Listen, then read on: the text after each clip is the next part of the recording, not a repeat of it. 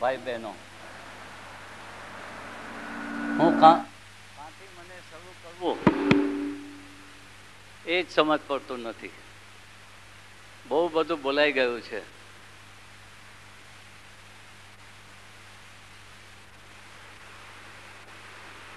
હું એક તમારી માફક સંસારી માણસ છું.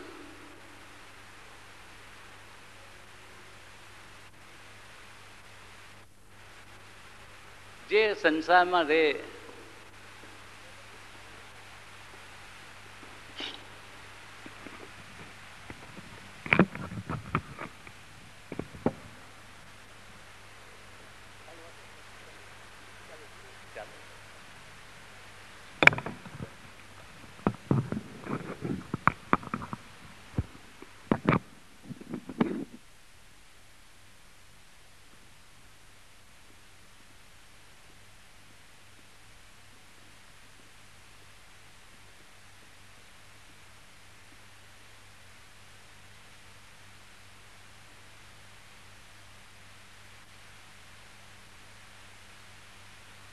એક સંસારી માણસ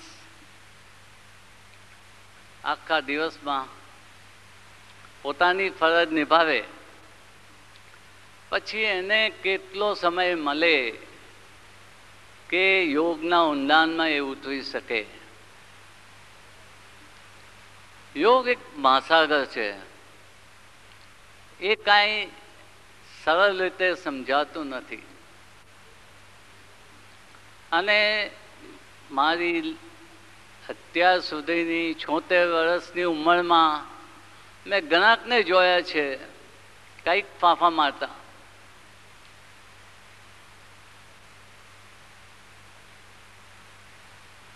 દુઃખની વાત તો એ છે કે કોઈ મેથડથી યોગ શું છે એ સમજાવવા માંગતો નથી. યોગ સ્કૂલ તો પુષ્કળ છે. હિન્દુસ્તાનમાં હજારો સ્કૂલો છે અને પરદેશમાં બી ઘણી સ્કૂલો છે. અને જો કે મને કહેવા ગમતું નથી, પણ યોગના નામે જે ફારસ થાય છે એથી મને બહુ દુઃખ થાય છે. આપના શાસ્ત્રો, આપના યોગના શાસ્ત્રો જેમાં કર્મ, ભક્તિ, જ્ઞાન યોગ, રાજયોગ,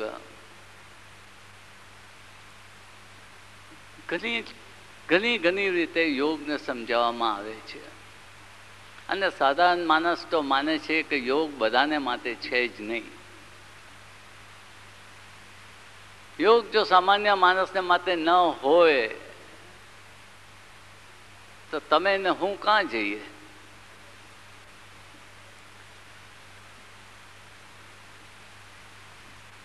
મારી ઉંમર જ્યારે હું બાળક હતો 7 વર્ષનો, ત્યારે કાંઈક કોઈના, મારા મા બાપના હોય કે કોઈના બી હોય, એમના આશીષથી 7મે વર્ષે મારા ગુરુદેવના ચરણમાં મેં મારી જિંદગી શરૂ કરી. એમને શાસ્ત્રને પીગલાવીને જે કંઈ મારામાં રહી રહ્યું છે ને પીવાર્યું છે એટલું જ હું બોલી શકું. જે કંઈ મેં સાંભળ્યું હોય, જે કંઈ મેં વાંચ્યું હોય એના પર બોલવાનો મને અધિકાર નથી. પણ એના ચરણોમાં જે કંઈ મેં મેળવ્યું છે અને જેનો મને એક્સપિરિયન્સ થયો છે, અનુભવ થયો છે, એ પર બોલવાનો મને અધિકાર છે.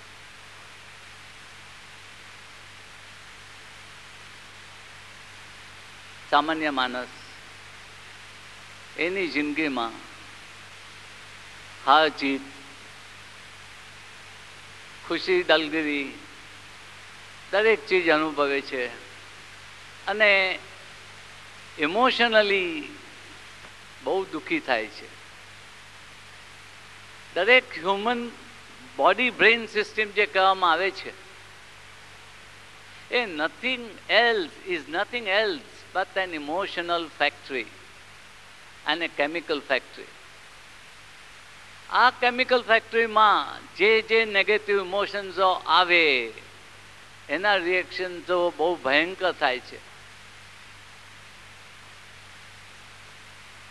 માણસ ધારે કોશિશ કરે તો એ ભૂલી શકતો નથી.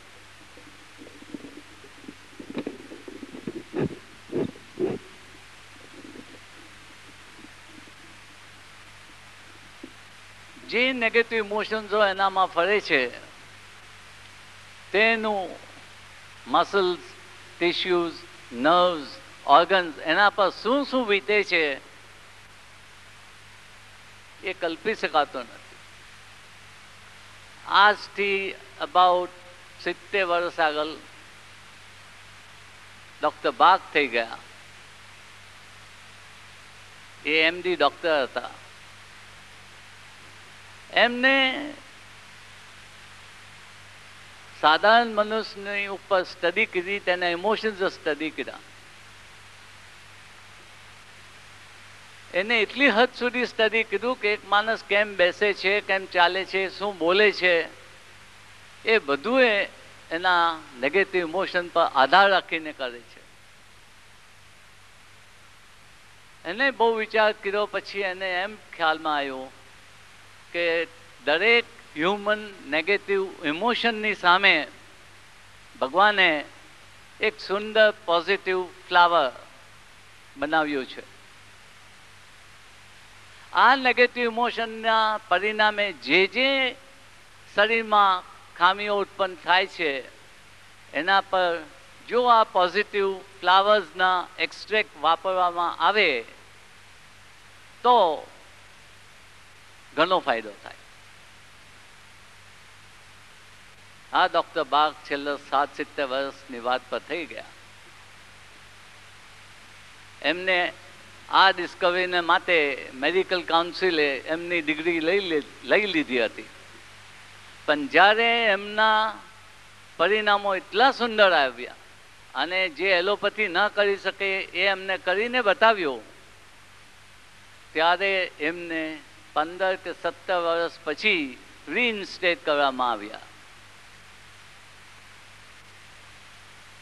આ તો ડૉક્ટર બાગની વાત છેલ્લા 60-70 વર્ષની છે, પણ આપના શાસ્ત્રોમાં હજારો વર્ષની વાત પર આ બધું લખી દેવામાં આવ્યું છે, બતાવવામાં આવ્યું છે.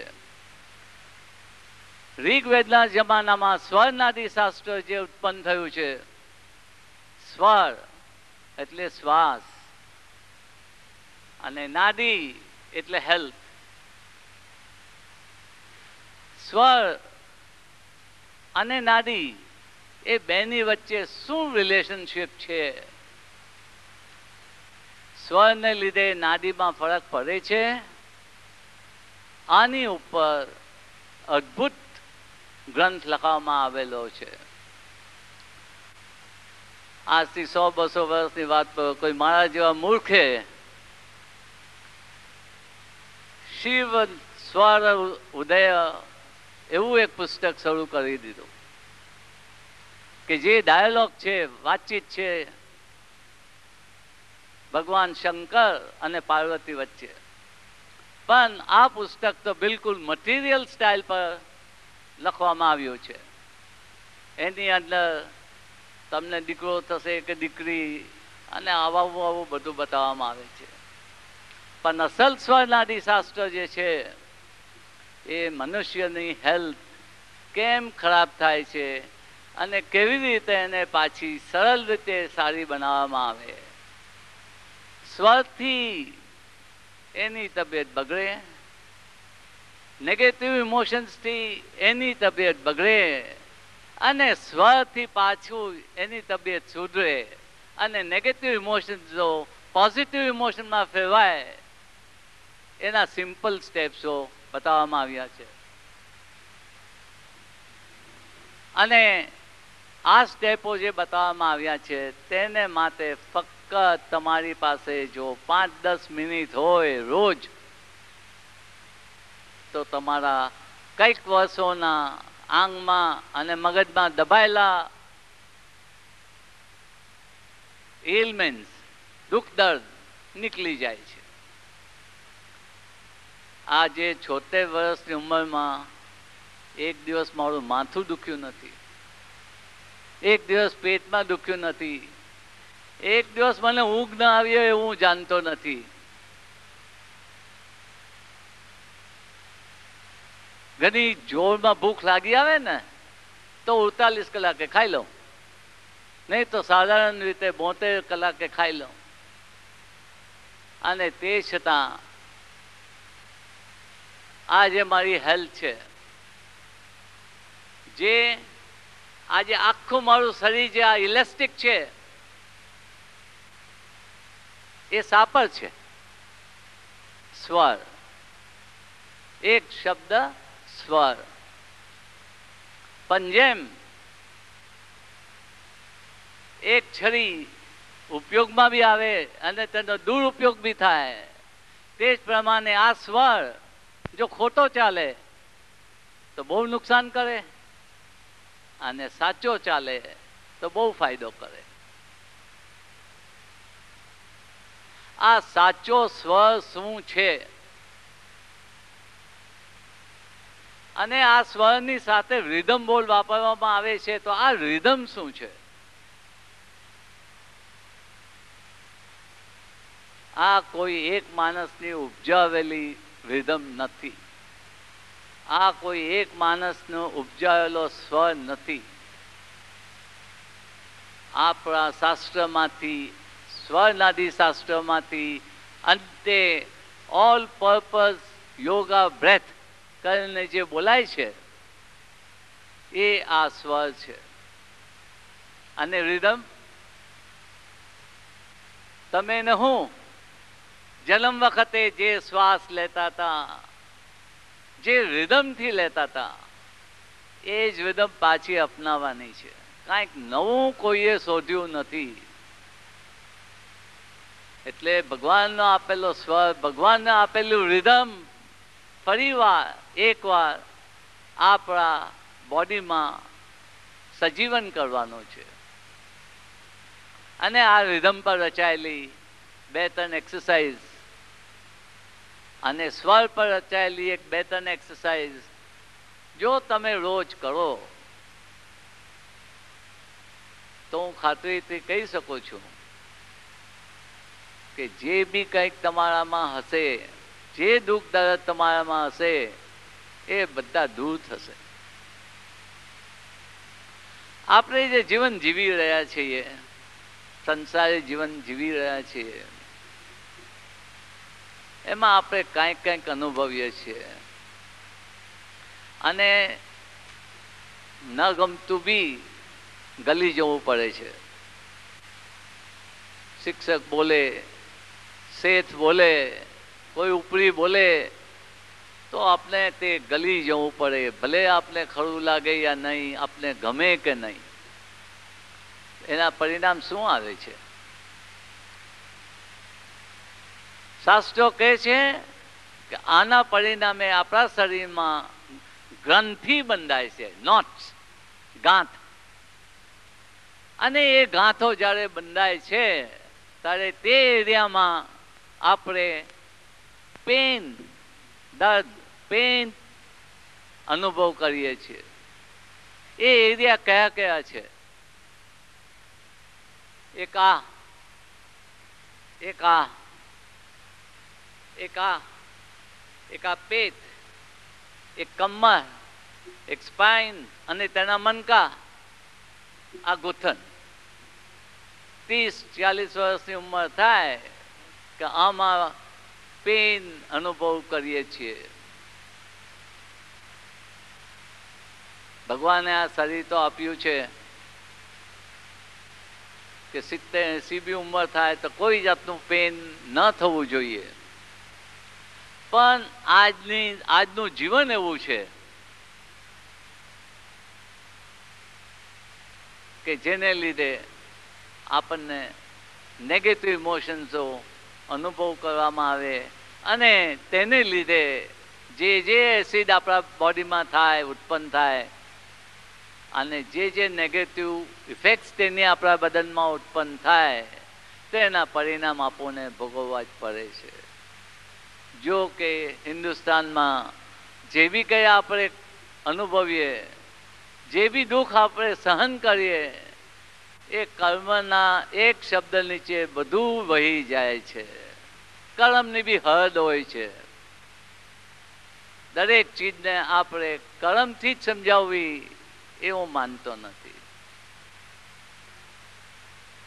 આ એક સબ્જેક્ટ જુદી છે, પણ એક બે બોલ કહેવા ઈચ્છું છું. ઘણાઓએ કર્મની ઉપર લખ્યું છે અને ઘણાઓ બોલ્યા છે. મારો સવાલ એ છે કે કર્મ ક્યાંથી શરૂ થાય છે? કોઈ કહેશો કર્મ ક્યાંથી શરૂ થાય છે અને કર્મ ક્યાં પૂરું થાય છે અને કર્મ ટાળવાનો કોઈ ઉપાય છે?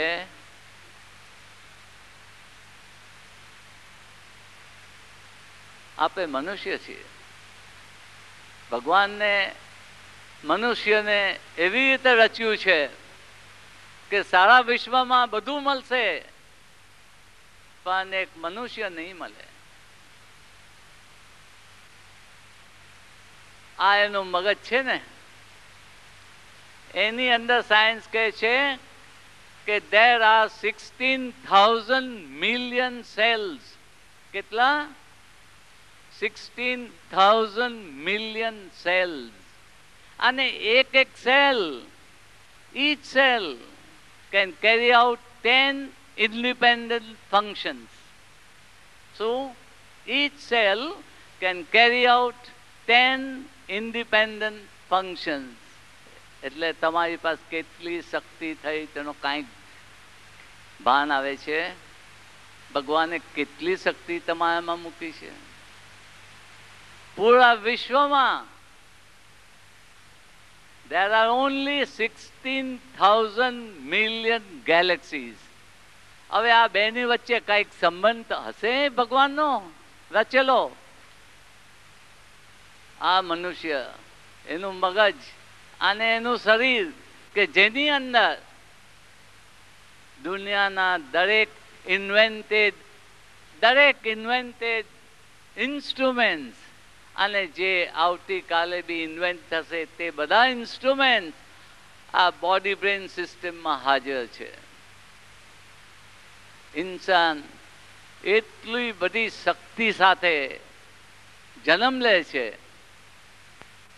કે મને અજબ લાગે છે કે આવો ભિખારી કેમે ફરે છે. એ દરેક રીતે ભિખારી કેમ ફરે છે જ્યારે ભગવાને એને આટલો અતિશય બલવાન, અતિશય સમજદાર ઘડીને મોકલ્યો છે? એનું એક જ કારણ હોય કે એનો પોતામાં વિશ્વાસ નથી. મનુષ્યને પોતામાં વિશ્વાસ નથી. આપણે ફિલોસોફી કરવા માંગતા નથી. મેં મારી લાઈફમાં ફિલોસોફી કરી નથી, ફિલોસોફીમાં હું માનતો નથી. જો 10 લાખ વર્ષ આપણે બેસીને ફિલોસોફી કરીએ તો 10 લાખ વર્ષ પછી આપણે એટલા જ અભાન હોઈશું.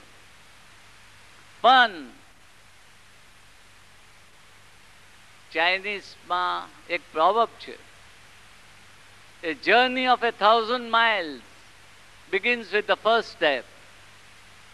માટે પહેલું સ્ટેપ લેવું છે. આ 1000 માઇલની જે જર્ની છે તેનું પહેલું સ્ટેપ લેવું છે. હું શા માટે અહીંયા આવ્યો છું? ભાષણ કરવા નહીં. હું બધે શા માટે જાઉં છું? કે લોકો મને સમજે અને માને તેથી નહીં. હું તમને મારો આરોગ્ય શરીર કેમ છે, કેમ નિભાવી શકાય એ જાણવા માંગુ છું. તમને હું મારો પ્યાર, તમને હું મારી તંદુરસ્તી, હેલ્થ આપવા માંગુ છું. અને તમારી પાસે જે કાંઈ એલિમેન્ટ હોય તે હું લઈ લેવા માંગુ છું. કોન્ટ્રાક્ટ કરવા રાજી છો? આ જ કારણસર હું આવું છું. અને બીજું એક કારણ કે તમારામાં જો 5-10 કોઈક લાયક નીકળે તો એને બધું જ આપી જવું છે. મને તે લોકોને બધું જ બતાવી જવું છે. આ બે જ કારણસર હું બધે રખડું છું. માણસનો અધિકાર છે, મનુષ્યનો અધિકાર છે કે હસતો રહે. મનુષ્યનો અધિકાર છે કે સુખી રહે. મનુષ્યનો અધિકાર છે કે સદંતર હેલ્થ, વેલ્થ અને પ્રોસ્પેરિટીમાં એ જીવે. અને એને માટે પ્રાર્થના કરવી નથી. પ્રાર્થના તો મન મનાવવાની એક વસ્તુ છે. કારણ કે પ્રાર્થનાનો ખરો શબ્દ તો આપણે સમજી શકતા નથી. ભક્તિ શું છે અને પ્રાર્થના શું છે, અને તમે કોણની આગળ કરો છો અને ક્યાં જઈને કરો છો? આ પથ્થરોના બનાવેલા મંદિરમાં, મસ્જિદમાં, ફાયર ટેમ્પલમાં, ચર્ચમાં ક્યાં જાઓ છો? અરે ભગવાને આ તમને સુંદર ટેમ્પલ, મંદિર આપેલું છે. એને સ્વચ્છ રાખો, સુંદર રાખો, કોઈ બી દુઃખથી દૂર રાખો, કોઈ બી એલિમેન્ટથી દૂર રાખો. અને અંદર બેઠેલો જે જીવતો જાગતો ભગવાન છે ને, એની ભક્તિ કરો. કેતે જવાનું કામ નથી. અને એની ભક્તિ શ્વાસોશ્વાસ સાથે થઈ શકે છે. સારો દિવસ તમે તમારા કામકાજમાં રોકાયેલા રહો. જેમ રથના 2 પૈડા હોય છે ને, એક પૈડું મટીરિયલ વર્લ્ડમાં ફરે છે અને એક પૈડું ભગવાનની સ્પિરિચ્યુઅલ વર્લ્ડનું કનેક્શન રાખે છે. એ બંને પૈડા જો સાથે ફરશે ને તો રથ ચાલશે. 2 માંથી કોઈ એક પૈડું પડી જશે ને તો રથ થંભી જશે. કેટલાકો એકદમ મટીરિયલ લાઈફમાં વહી જાય છે, તો કોઈ બધું છોડીને હિમાલય પર આસામમાં ભાગી જાય છે. Life is not meant to be discarded, to run away from. આ ધરતી પર જીવ્યા છે, આ સંસારમાં જન્મ લીધો છે, અહીં જ જીવવાનું છે અને એ જ સંસારમાં બધું મેળવવાનું છે. હું માનતો નથી કે સંસારમાં રે એ માણસથી ભગવાનની કૃપા ન મેળવી શકે. આપણે એક્સરસાઇઝ કરીએ છીએ ને, આપણે વેટ ઉચકીએ છીએ ને તો મસલ બંધાય છે. આપણે સ્પ્રિંગ ખેંચીએ છીએ ને તો મસલ બંધાય છે. કેમ કે આ વજન છે, આ સ્પ્રિંગ છે, એ આપણા મસલને રેઝિસ્ટન્સ આપે છે. સંસાર એક રેઝિસ્ટન્સ છે કે જે આપણા સ્પિરિચ્યુઅલ મસલને ખીલવી શકે છે. જે હિમાલય પર બેસે છે ને એ તો ભાગેલો માણસ છે, ડરેલો માણસ છે. એને સંસારની બીક છે. જેને સંસારમાં રહીને યોગ કીધો તે જ પાર જઈ શકે છે. અને તમને દરેક રીતે મદદ થાય તે માટે થોડી સરળ એક 6 મિનિટ કે 7 મિનિટની એક્સરસાઇઝો છે કે જે તમે રોજ કરો તો you will have total health. Total એટલે ફિઝિકલ, મેન્ટલ, ઇમોશનલ, સાયકિક. એક ગુંડો હોય ને, આમ બહુ સ્ટ્રોંગ લાગે, એને તમે એક આ શબ્દ કહી દો તે તમને મારવા આવે, તમારું ખૂન કરવા તૈયાર થઈ જાય. He is emotionally a sick man. કોઈ તમને કહે ને તું ગધેડો છે તો તમે તરત કહો તારો બાપ ગધેડો. This means you are a sick person. Emotionally you are a sick person. Health means total health. Physical, mental, emotional, psychic. ભગવાને જે આ શરીર આપ્યું છે એમાં 72 પોઈન્ટ્સ બહુ સટલ પોઈન્ટ્સો છે. અને આ 72 પોઈન્ટ જે આપણા શરીરમાં છે એ બધી સૂઈ ગઈ છે, એ જાગૃત સ્થિતિમાં નથી. એને રીજનરેટ કરવાની છે. એને રીજનરેટ કેમ કરશો? કોઈક સિમ્પલ ઇલાજ હોય તેનાથી આ 72 પોઈન્ટ્સ જે છે, subtle points in our body and brain, એને સજીવન કરવાના છે. અને એને માટે કોઈ હથયોગની જરૂર નથી. એને માટે કોઈ 10, 15, 20 માલા જપવાની જરૂર નથી. એને માટે તમારા જીવનમાં કાંઈક ફેરફાર કરવાની જરૂર નથી. જેમ જીવો તેમ જીવી જાઓ, પણ ગંગાની કાની વહી જાઓ. જે માણસ હસી ન શકે, હું માનું છું કે મારી સામે 400-500 માણસો બેઠા છે. આ 400-500 માણસમાંથી એકના મોઢા પર હાસ્ય નથી. કાંઈક બહુ દુઃખમાં દબાઈ ગયા હોય, નહીં તો સવારે કાંઈક એરંડિયું પીને આવ્યા હોય, એવા મોઢા લઈને બેઠા છો.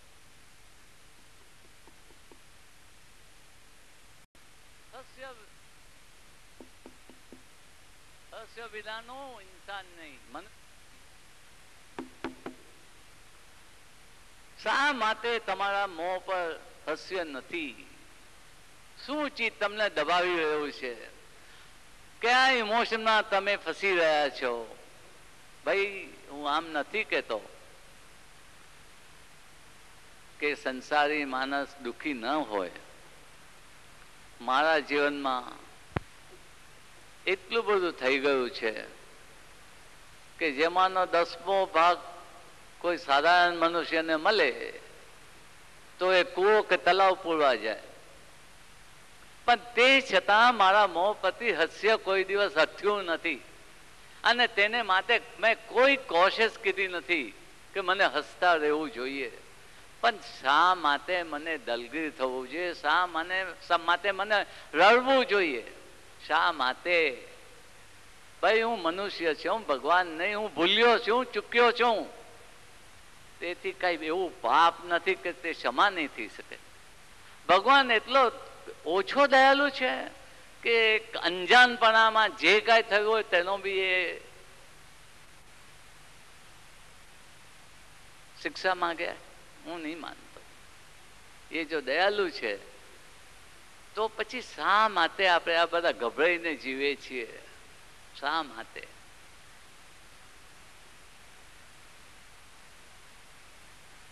આ બધી વાતો પછી આપણે કાંઈક મુદ્દાની વાત પર આવીએ. આ રૂમ છે, હમણાં જો લાઈટ બંધ કરો તો ટોટલ અંધારું થઈ જાય, અંધકાર, ટોટલ બ્લેકનેસ. પછી હું કહું કે તમારામાંથી એક 10-20 જણા મોટી ઝાડુ લાવી ના આ અંધારાને વારીને બહાર કાઢો, તો કેટલું મૂર્ખાઈ જેવું લાગે ને. એ જ મૂર્ખાઈપણું તમે અજમાવી રહ્યા છો.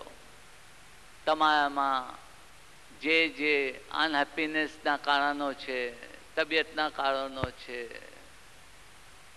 જે નેગેટિવ ઇમોશન્સ તમારામાં રમી રહ્યા છે, એ તમે એક જાતની ઝાડુ લઈને બહાર કાઢવા માંગો છો.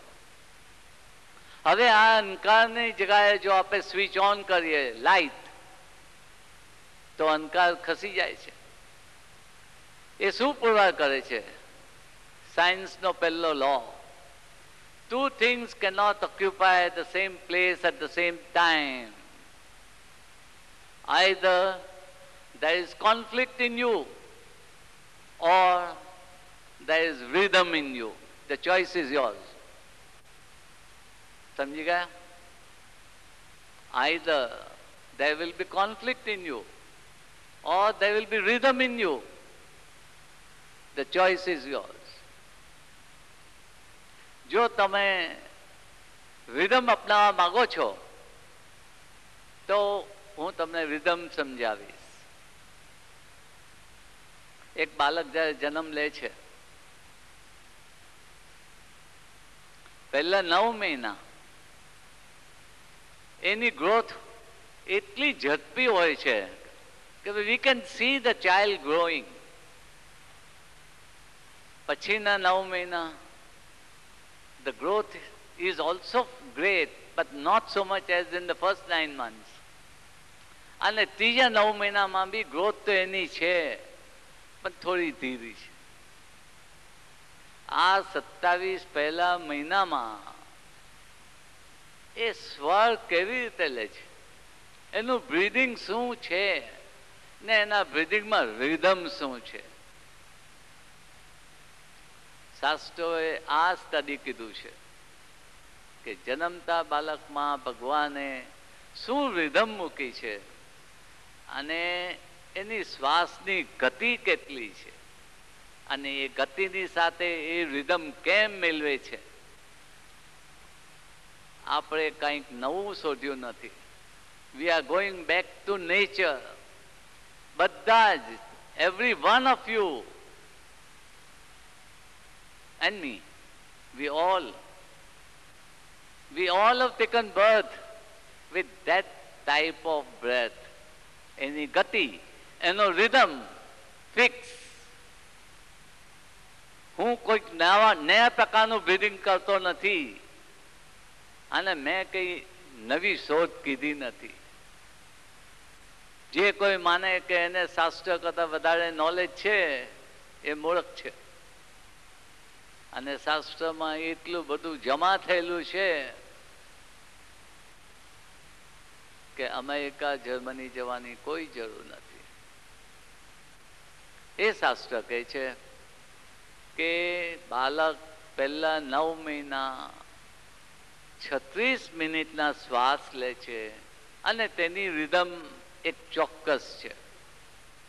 બીજા 9 મહિના એ બાળક 18 શ્વાસ મિનિટના લે છે અને ત્રીજા 9 મહિનામાં બાળક 1 મિનિટના 12 શ્વાસ લે છે. અને પછી જો એ જિંદગીભર મિનિટના 12 શ્વાસ અને એ જ રિધમે જો ચાલુ રહે તો એ બાળક જુદું. પણ એ બાળકને ડર લાગે, ફિકર લાગે, મા બાપના ધાકમાં, ટીચરના ધાકમાં, આજુબાજુના વાતાવરણમાં, તો એનામાં નેગેટિવ ઇમોશન્સ શરૂ થાય.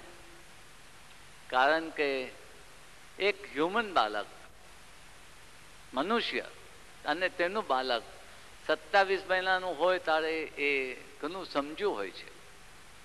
અને ભલે આપણે સમજીએ કે એ જાણતું નથી, પણ આપણે એક એક શબ્દનો એ તોલ કરી શકે છે.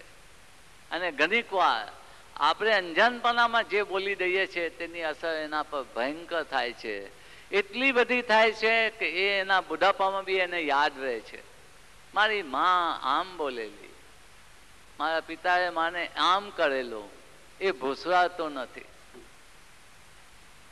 અને જ્યારે જ્યારે એને એ યાદ આવે છે ત્યારે અંદરથી બલે છે. અને એ નેગેટિવ જે ઇમોશન્સ એનામાં જાય છે એનેથી એને કંઈક દરોદો અંદર ઉત્પન્ન થાય છે. કાલે સવારે આપણી બેઠકમાં, વર્કશોપમાં બધી જ ક્રિયાઓ તમને બતાવવામાં આવશે. પણ હું તમને આ જે રિધમ છે એ સમજાવવા માગું છું. અને એની જે તન ગતિ છે, મિનિટના 36 શ્વાસ, મિનિટના 18 શ્વાસ અને મિનિટના 12 શ્વાસ, એ ખાલી તમને સમજાવવા માંગુ છું.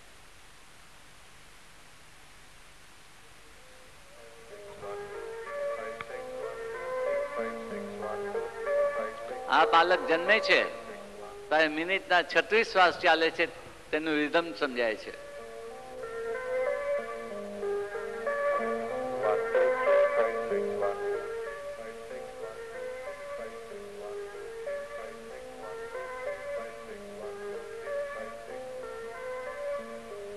હવે 18 શ્વાસ.